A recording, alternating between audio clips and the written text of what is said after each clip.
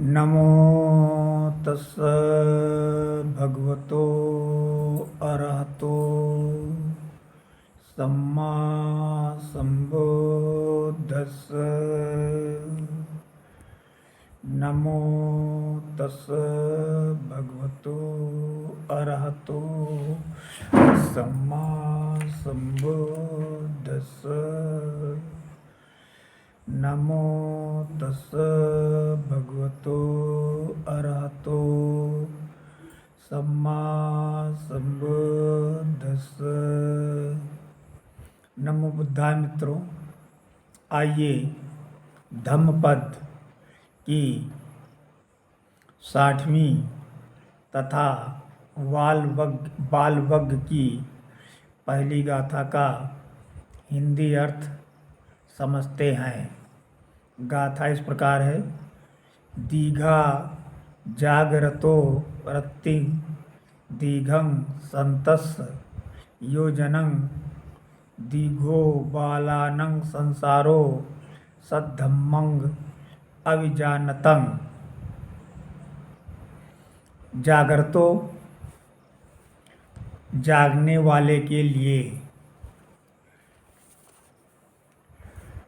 दीघा लंबी होती है, रत्तिं रात्रि, संतस्य श्रांतस्य थके हुए के लिए, योजनं योजन दूरी, दीघा लंबी होती है, वालानं मूढ़ों के लिए, संसारे संसार में, संसार या आवागमन चक्र,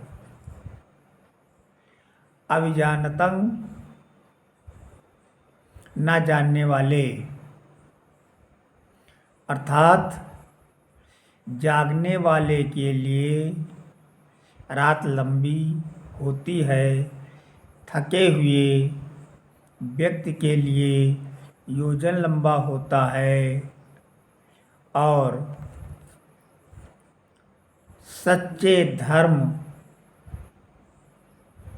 न जानने वाले अविद्याग्रस्त मूढ़ों के लिए संसार आवागमन चक्र लंबा होता है। तो दीघा जागरतो रत्ति, जागने वाले के लिए रात लंबी होती है। दीघम संतस्य योजनं, थके हुए व्यक्ति के लिए योजन लंबा होता है। योजन 4 कोस की दूरी को योजन कहते हैं। दीघो बालानं संसारो, सच्चे धर्म न जानने वाले अविद्याग्रस्त मूढ़ों के लिए संसार आवागमन चक्र लंबा होता है। किसकी यात्रा लंबी हो जाती है? आइए दरिद्र दुग्गत की कथा से इसे समझते हैं। कथा इस प्रकार है। एक दिन राजा प्रसेनजित नगर भ्रमण कर रहे थे, तब उनकी दृष्टि एक अति सुंदर स्त्री पर पड़ी। उनके हृदय में काम वासना का तूफान उठ खड़ा हुआ। उन्होंने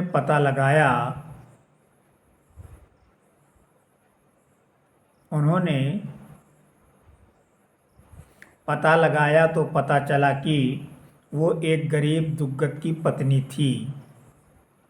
राजा उस स्त्री को किसी भी प्रकार प्राप्त करना चाहता था, अतः उसने दुग्गत को बुलाकर उसके नहीं चाहने पर भी उसे जबरदस्ती अपने यहाँ नौकरी पर रख लिया।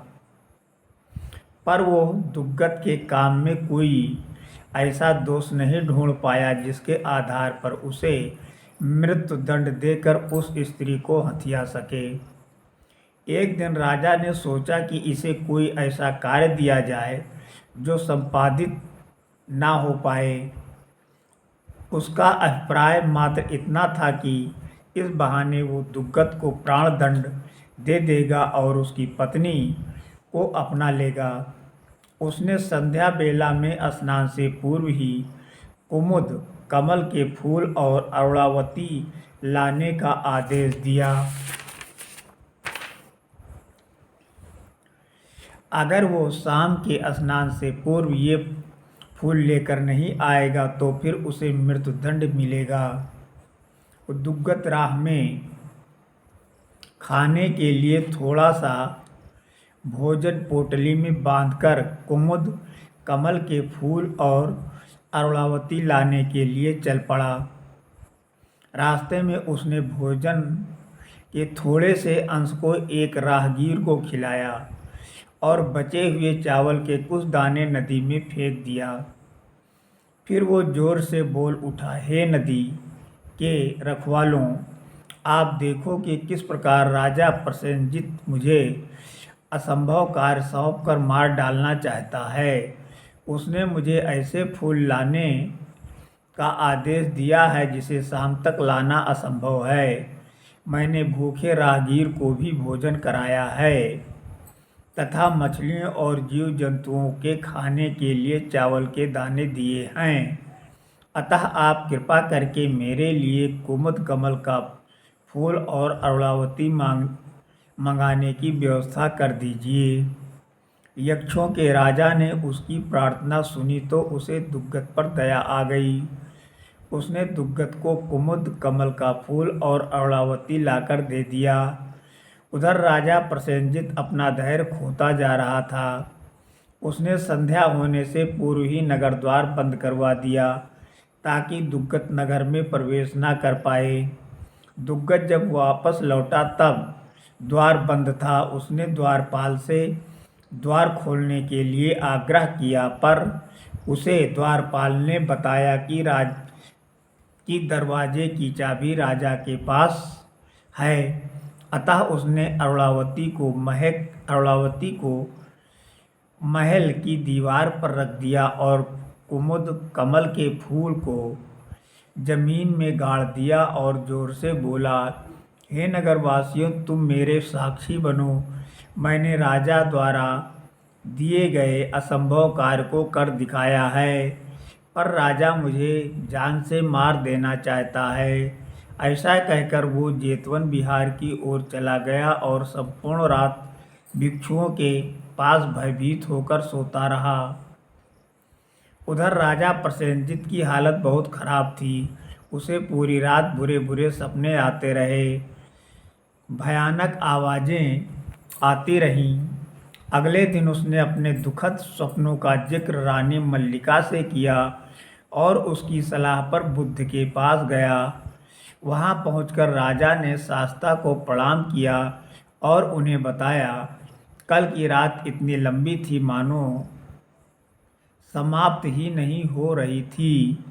तभी दुग्गत ने स्वर मिलाते हुए कहा, भंते, मुझे भी कल 1 योजन की यात्रा बहुत लंबी लग रही थी।